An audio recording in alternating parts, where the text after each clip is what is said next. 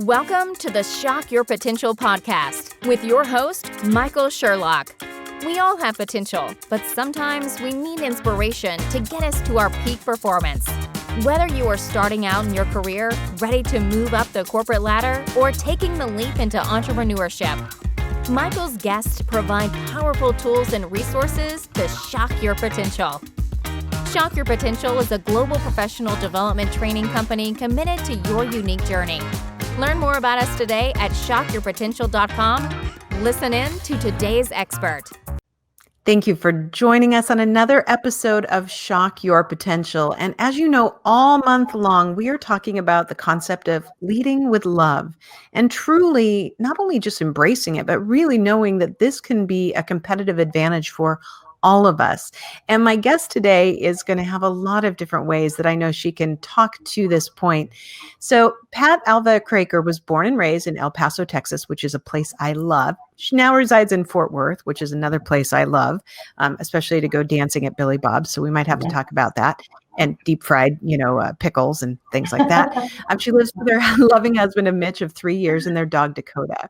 Now, what's really amazing about Pat's background is that she's had some amazing things happen to her, some good and some not so good, but I know she's used them to learn and grow as well. She had a 35-year career in the IT industry, and like many of us, had faced certain challenges that change your life forever. Some we haven't all had, but many that are listening, I know, have had this first one. She was let go from a major technology company. But then she also lost her husband of 22 years, who suddenly passed away. And their 200-acre exotic animal ranch had to close its door. She's also a breast cancer thriver. And so there's a lot of different elements of her life that have really challenged her, but I know that she's looking at the other end of this. So she's also created her own journey to elation, which I love. And along the way, she realized she can inspire other women to go on their own feminine power and create a successful lifestyle. She's also the #1 best-selling book author from Catherine's Quest, One Woman's Journey to Elation. And with all those things, I know that we're going to have a lot to talk about. So first of all, Pat, thank you so much for joining me today. Thank you, Michael. It's a pleasure. And I love your topic for the month of leading with love. And just, it's an inspiring topic. And if they take just nuggets of every single conversation that you've had throughout the entire month, there will definitely be a transformation on the planet. I'll tell you, it has been, I always feel like it's such a joy for me to interview people. And I remember at one point in time with my podcast, it was really about, okay, why am I using the podcast? Like you, I'm a speaker and a trainer. So I figured, you have a podcast, you get to know people, they can listen to you. But what I found along the way, now that I'm going into the fourth, season of this, is that my opportunity to learn from other people is so phenomenal through this medium. Like I get to take all of your guys' expertise, and I get to just get the most rich nuggets. And this has been a real joy. I'm really glad I have this topic. I think we'll probably keep it as the standard February topic. Oh, I love it. That's perfect. Exactly. So I gave some highlights, but I think that only you can tell us, really best about you, your business, and how you help people to shock their potential. Yes, exactly. Thank you. Well, as you said, I'm an author and a speaker and a trainer, and I want to talk about the book, Catherine's Quest, because this book is all about self-leadership. And as you said, I've had 3 major challenges in my life that have really positioned me in a way to be able to help a lot of women. And I've taken a flavor of my experiences and put them in here. And what I want to share of the experiences is that starting with breast cancer, there's no other a bigger wake-up call for me at that point in time in my 40s than having learned that I had breast cancer. And I come from a family of breast cancer survivors and ovarian cancer. So there's a history. And it is frightening when you know that there's a history and that somewhere there's a possibility. And I actually found the lump myself during the self-examination. Just really acted quickly to take care of myself. And I went down the traditional path, Michael, of doing the chemo and the radiation. And I also took the responsibility of healing myself. Mm. And in healing myself, I learned that one of the main reasons of why women get breast cancer is that we're overgiving. Mm. And we give from an empty cup. And at some point, the cup goes empty, and we realize that we have not practiced self-love Mm-hmm. in the form of self-care. Right. And so I said, okay, what do I need to learn from this lesson? And this is part of my journey, obviously for a reason. And how do I embrace this situation to have me come out on the other end a better person? And so I started learning. I practiced meditation. I worked with energy workers. I actually became a Reiki healer and learned aromatherapy through the process because I was determined that I was going to heal myself. Mm. And started, really it became to the forefront that my self-love just wasn't there, that I was loving everybody else and pouring into everybody else. And I said, okay, so what would it look like if I did practice self-love and self-care? What would my career look like? What would my friendships and my relationships look like if I practiced Yes. self-love?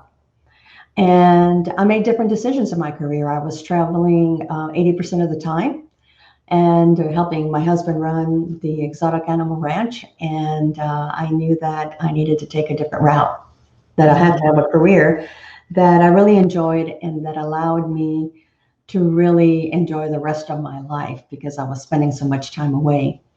Yes. And yeah, so it was a journey. And from that process, I really turned within and learned a lot of spiritual practices. And I started documenting all the practices that I did, all the things that I did that helped me.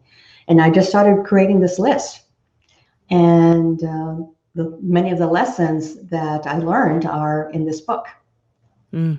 because it's about self-leadership. And 26 years later, here I am enjoying life and really making a difference. And so the next challenge that came around was being laid off. I was of the generation, Michael, that when you started with a company, you stayed with the company for the rest of your life. Yes. Yep. Not many people know that anymore. Not anymore. And you go and you get the clock and you get the watch and you're just with them for 35 plus years, and you just know that that's what your life is going to look like from a career perspective. So when I got laid off, it was a shock, and I never imagined that that vision of just staying with the one company was a shock to me. And I was fortunate enough to find a job within 2 weeks. It was just like that, and I was very fortunate. And I'm out of self-love, I will tell you that I took a job that didn't require any more travel. Mm-hmm. That I only worked 4 days a week and I was off on Fridays, and I got my life back. And Yes. I got my life back, and it was amazing when you start taking a look at what is going to be in my best interest. What would be my ideal life going forward? What would my ideal career that aligns with who I am and that honors the kind of life I want to live? And part of that is loving the parts of yourself that really make you shine and that you love to do, so that you choose a career that aligns with that. Yeah. And I think that's so important, thinking about, really stepping back. And a lot of times people that I talk to, are reaching those burnout points. And Mhm. so where we operate from burnout is usually like fight or flight mode. And it's usually, this high levels of stress. And when you haven't, when you are then also forced, not by your own choice, but by other circumstances, to change dramatically, a job loss, Mhm. a pandemic, Mhm. when Yeah. things change around you and you don't feel like you changed them, then there's other stress. But, your message here, especially about going through breast cancer and not just taking traditional medicine, but taking control of other areas of your life, Mhm. that's really about empowerment, isn't it? It's really about saying, I'm going to choose. I know there's still going to be things that happen to me that I don't want, Mhm. but I'm going to choose as much as I possibly can. Exactly. And the thing is that we're always at choice, right? We look at every situation that's happening, even today when it's so chaotic. We can either take a look at, oh, woe is me, what am I going to do now? I'm a victim of the circumstance. Or we're going to say, I get to choose how I live my life now. And yes, I'm going to have to pivot. And I'm going to pivot in the way that lifts me up and empowers me and is more in alignment. Because this pandemic has caused us to, if you will, I see it as a divine conspiracy. It's causing us to go within, right? What's the message that we get on media? Stay inside, go inside. And this is an example of either you listen to what they say and you freak out and you're in fear, or you go inside. Yeah. You go inside and you start connecting with yourself. Yeah. And And so when you work with your clients, what are some of the initial things that, that they say, okay, either this is great, or they go, hey, wait a minute, I'm not ready to open all those cupboard doors yet into my psyche. Helping other people make this transition is, I mean, obviously if they come to you, they want help and they want some guidance, but there's also got to be a lot of fear in that. Yes, there is, because people don't change because they're afraid of what's on the other side. They're afraid with the other side. And one of the things that I help them do is get really clear on what it is they want in their lives. Because once a person is clear with what they want out of their life, their marriage, their family, the community, how they want to show up, how they want to feel every day, once they're clear with that, then you can start helping them put that plan together to get to where they want. Now, are they still scared? And a lot of them are scared. And then we talk about courage, because it starts with courage and then we build into confidence and then they start taking little baby steps. And one of the tools that I use with the clients to shock their potential, if you will, is I use a tool called human design. And the tool is human design is pretty much a user's guide or your blueprint to who you are and how you're made up and how you think and how you make decisions and how you interact with people. And it teaches you a lot about how you best grow your business that aligns with who you are. And there's a lot of ahas that happen when I go through the human design, because women will say, okay, now I understand why I always feel like I'm comparing myself, or now I understand why I'm always having to prove myself. Now I understand why I'm always in a hurry. Now I understand. And when they have that aha moment, they'll give themselves permission to be who they are and then work from that space forward. And it is really, you can just see the change and the potential and the growth of their business just escalates because now they understand themselves. Yeah. Yeah. And that makes so much sense too, because especially when you are in a stressful time in your life, and I mean, I don't know, times aren't stressful in anybody's life. It just depends on what time you are and what the stress levels are. But when you are in a lot of stress, it's really hard to look at yourself clearly, because so many times you're in protection mode, you might be in denial, so there's a sense of, you don't want to stay in that, but you don't know where to go. Yeah, you don't know how to get yourself out of it. Yeah, you're not afraid of what's on the other side. You just don't know how to not make it worse where you are at the moment. And so taking those steps and recognizing yourself in the process has got to feel very empowering to people to say, okay, now I know, now I can take one step. Now I know this, now I can take another step. Exactly. It is so true. And, when I work with them, I tell them, I said, embrace the journey that you're on. You're exactly where you need to be. Yeah. And just accept that you're here exactly that you need to be. And then go from there, because so many of the times we don't want to embrace where we're at. We say, well, I wish, I should be further along in my business, which is a common one. I should be further along in my business. I should be making more money. I should be this, I should be, and there's this denial of it, not accepting where they are. And I said, well, why don't we start with accepting where you are and love yourself, that you're exactly where you need to be. and love that aspect of yourself and that place that you're in, so that we can grow from love, not from fear. Because when you're making decisions from fear, they don't work out. They're not in alignment with who you are, and they set you back, and you're not making decisions from your heart. Mm-hmm. You're making decisions from your head, your ego, and the thing that I teach is that when you go within and you make decisions from your heart and you start trusting your gut, then you're going to be in a better place. Because having worked with in the IT industry for 35 years, IT doesn't value self-love. They don't value intuition. And so when you go in with that perspective, and you know that you trust your gut, and you go in and you try to do business that way, you lose credibility.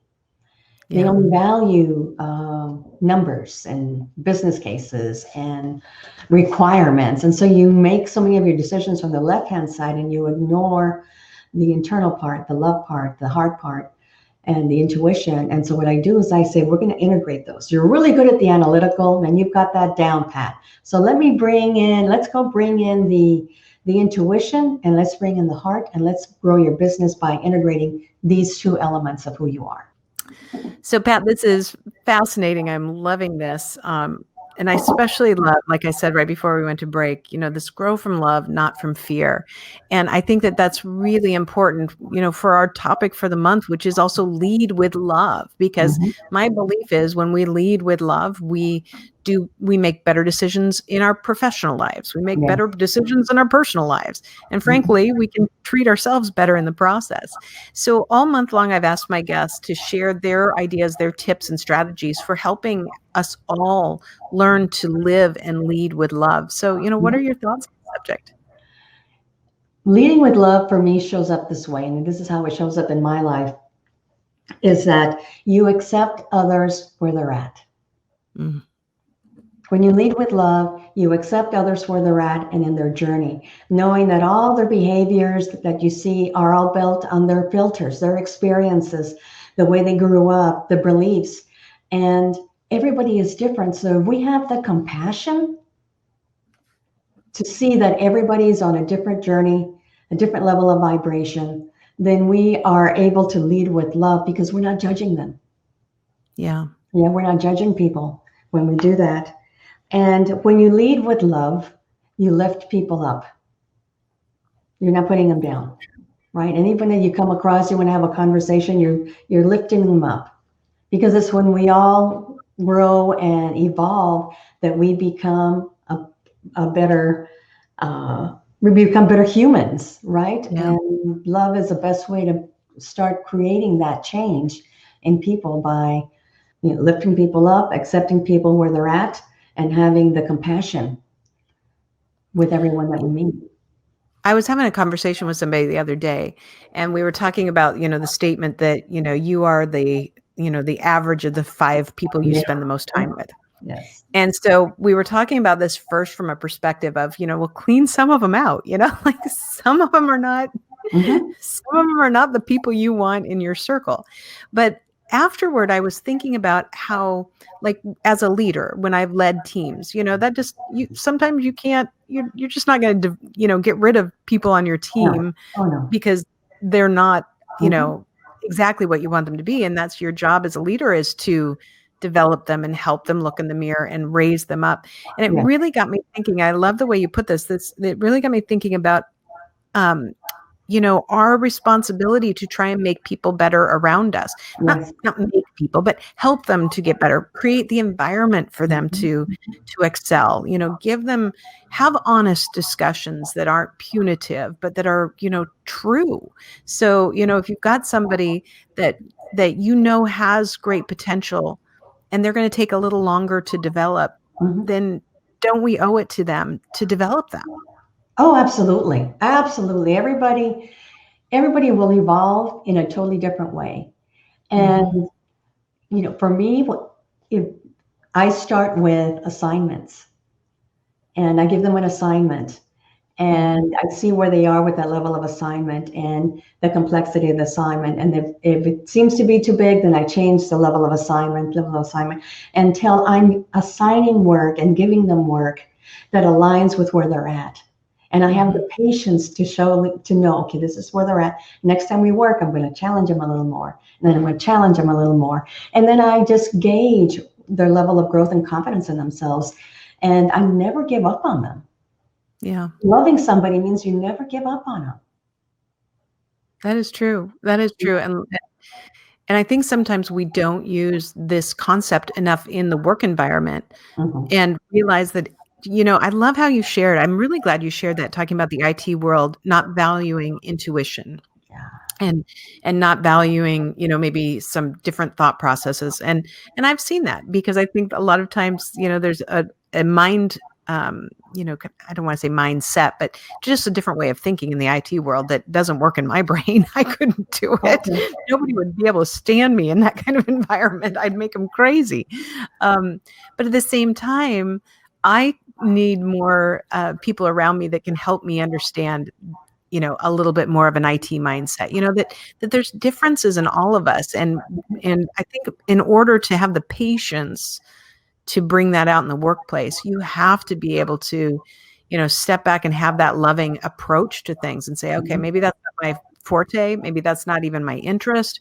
But there's part of that I need to know from that person, and I need to respect where they are and who they are.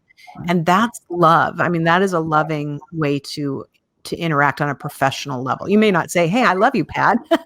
You can say, hey, Pat, help me to understand. I know this project you're working on is very important to you, but I don't get it. It's not in my, it's not in my realm. Let's talk about it so that we can meet your needs and my needs. And that's, I think, a lot more loving approach than just saying, open doors, closed doors kind of things. Yes, I totally agree with that.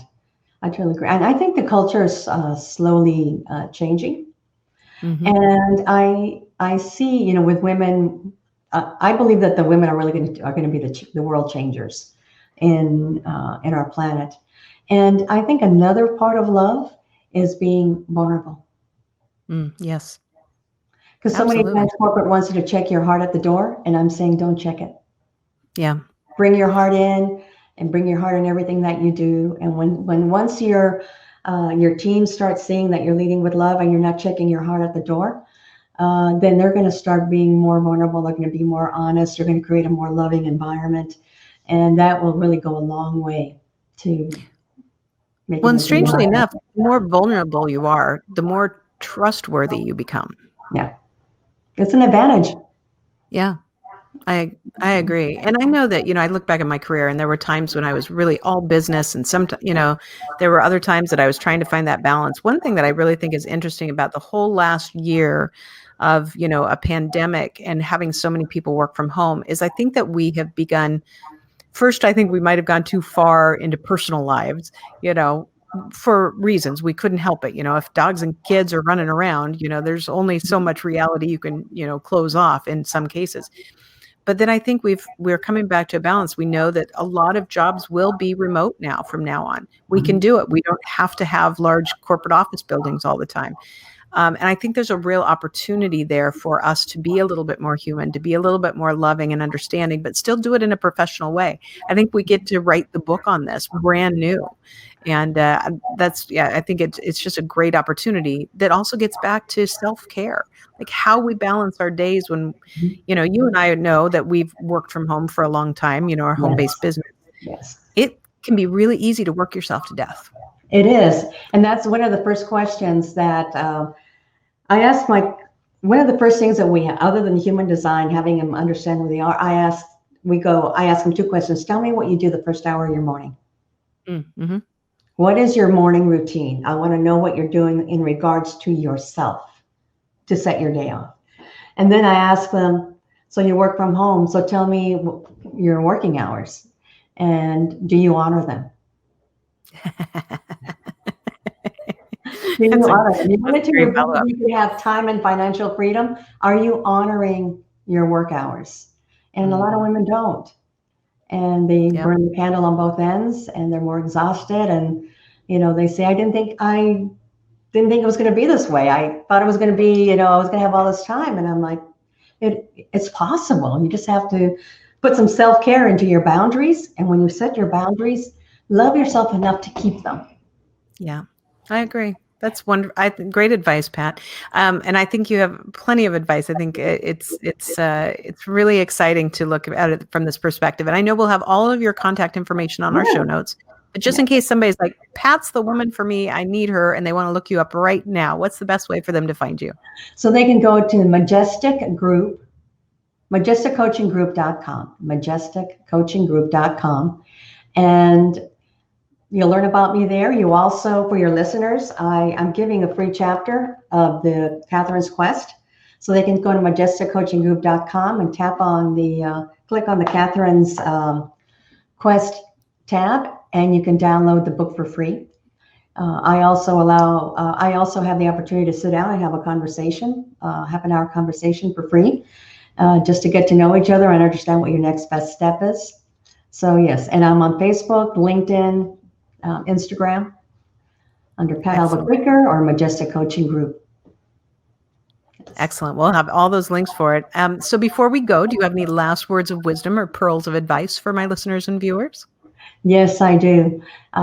First of all, I ask you to embrace your journey, embrace the journey that you're on, and the lessons that come through. You're here to learn specific lessons, and those lessons come through easy things, and sometimes they come through hard things. And the way that you'll get the lesson is if you stay present. If you stay present every day, then whatever situation comes up, you have the opportunity to ask yourself, what was I supposed to learn from this? Mm-hmm. And how am I going to incorporate that lesson? And also that you have the option of living your day through intention. And it's a choice to live your day through intention. And what is it how do you want to feel? How do you want to show up? What is the end result of this particular event or meeting? And you get to set that intention. And you get to set how you feel every day. You're always at choice. I love it. I love it. Embrace your journey. I think that'll be the name of your episode. Great. Pat, thank you so much for being a guest today. I have thoroughly enjoyed our conversation. I look forward to staying connected. Thank you so much, Michael. I appreciate you. And I love the mission that you're on. That's a good one. Thank you very much. Thank you for joining us on another episode of the Shock Your Potential podcast. Learn more about us today at shockyourpotential.com, including details on Michael's 2 best-selling books. Tell me more, how to ask the right questions and get the most out of your employees, and sales mixology, why the most potent sales and customer experiences follow a recipe for success. And as always, don't forget to subscribe, rate, and like us today.